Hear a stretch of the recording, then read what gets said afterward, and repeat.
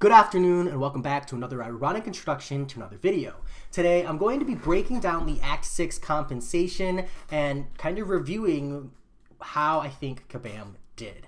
Now I want to start by disclaiming that overall I think Kabam did a really good job here. I think that as far as compensation for Act 6 in general could have gone. Again, keeping in mind that 6.2 compensation was something separate with the 6.2.6 champion boss. I think they did really, really good here. And I think they've done a spread shot method. These are the only two variations of the compensation that I have seen so far. And I think that vastly affects the way they handle the compensation. And so a spread shot technique, or a buckshot technique, it can also be called, is where you essentially lump players into as broad a category as possible, in this case completion and exploration, and you just kind of do a rough shot to hit as many of those players as possible and make as many of those players as possible happy with the compensation you're giving out. And that's the way I think they did it, and I think that's honestly the best way to do it, because the reality is with compensation there's always going to be someone who's saying, oh, we could have done better here, or there's always going to be negatives and cons, and so you just want to have as many people as possible saying yes, that was satisfactory. So I think that's what they did here. So I'm kind of going to go break down piece by piece, and the first thing I want to say is I had no expectations of shards or rank up materials or any of that in the Act 6 compensation, totally honest. So if you're someone who's looking for that, I'm not even trying to debate you. I just personally didn't feel like that was something that should be part of compensation, and that's a whole different kind of a conversation. Now, if we want to talk about consumables, definitely something that can be evaluated. So the first thing is the 30% champion boosts. Now, looking at exploration in isolation, 12 30% champ boosts is actually really, really solid. That is 12 hours of continuous 30% champion boost content. Awesome. Just absolutely love it. Absolutely a huge fan. It's when you compare the exploration to the completion with the 6 champion boosts that suddenly 12 doesn't look as good, because then you go, well, I don't feel like exploration only getting double the amount is really an accurate amount. And so then we say, oh, completion got really, really good compensation with the champion boost because they got 6. They got half of what exploration got. But this is, again, where I'm going to reference that spread shot technique. And what I think is, because they're doing completion and exploration here, that it's important to remember that this isn't just people who've done one path. It is people who've done one path, but it's also people who have done 70%, people who have done 80%. And those people are being included in receiving 6 champion boosts here. So while, half or double, depending on which side you're on, doesn't sound as great from a completion versus exploration perspective, from a 70% to exploration perspective, it makes a lot more sense. And this is just a very simple way to just say double and half.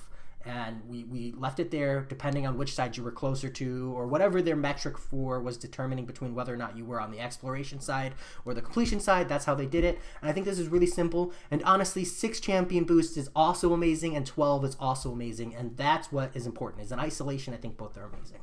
Next, I'll talk about the energy refills, because I think the revives and the potions need to be evaluated together. So energy refill wise, same concept, 12 and 20, pretty similar, about half.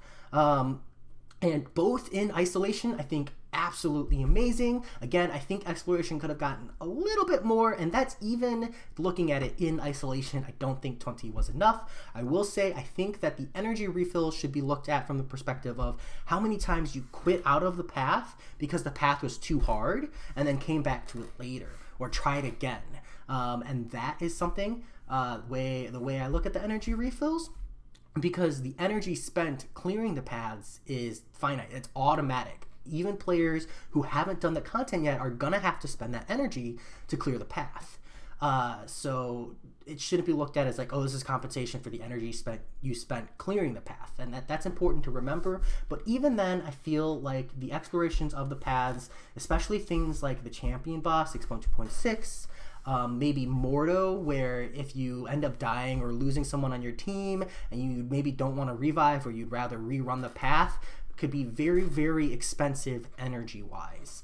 And because of that, I just feel like 30. I really do feel 30. I think 12 for completion and 30 for exploration, but even still, 20 and 12, very good, very satisfied with it, especially since energy refills are very grindable, they're very farmable, and honestly it's a resource that is relatively easily accessible and usually something people have expiring anyway. So I'm not too bothered by that. I think that this is a solid amount. I just still think maybe a little bit more on the exploration side. Completion side I think was totally legit.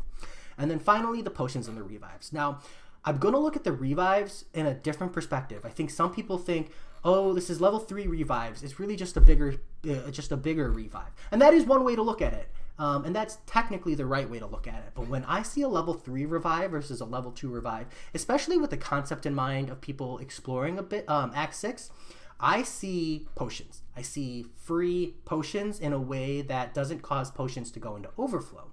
So when I see it this way, I think, okay, 40% revive versus 60% revive. When you're looking at your typical rank 5 5-star or rank 2 6-star, or heaven forbid rank 3 6-star, you're looking at about 5,000 or so health. And that's a rough number. I'm really just generalizing, but we're talking about 20 times 5 level 4 potions. Or 20 times 5,000 health potions, or level 4 potions. So when I see the difference here, in order to normalize it in my brain, I personally go, okay, completion runners got 20 level 2 revives, and exploration players got 20 level 2 revives and 20 level 4 potions. Hey, that's the level 4 potions that completion got. So when you look at it that way, it's easy to then say, okay, so what did exploration get the same if exploration got these potions and these revives just in their level 3 revives? Well, they also got 30 level 5 revive or potions. And that's the way I see it. And feel free to debate me or mathematically challenge me there. I'm really doing a rough generalization there. But when I look at it that way, in my head, what exploration got more so than completion here was 30 level 5 potions. And off the bat, I'm just going to say I don't think that's good enough. Most players in this game will spend 40 units on a revive before they spend money on or units on potions. The truth is that even if a potion costs 40 units and a health potion costs 28, and you're getting more health off of the potion than you are off of a revive, is that people will buy a revive before they buy a potion. That's just kind of like the general trend of the game. Potions haven't hit or haven't reached a commonplace perception of value to match that of a revive. So even if 30 level 5 potions is technically worth more than 20 more level 2 revives, I think most players would rather have the revive.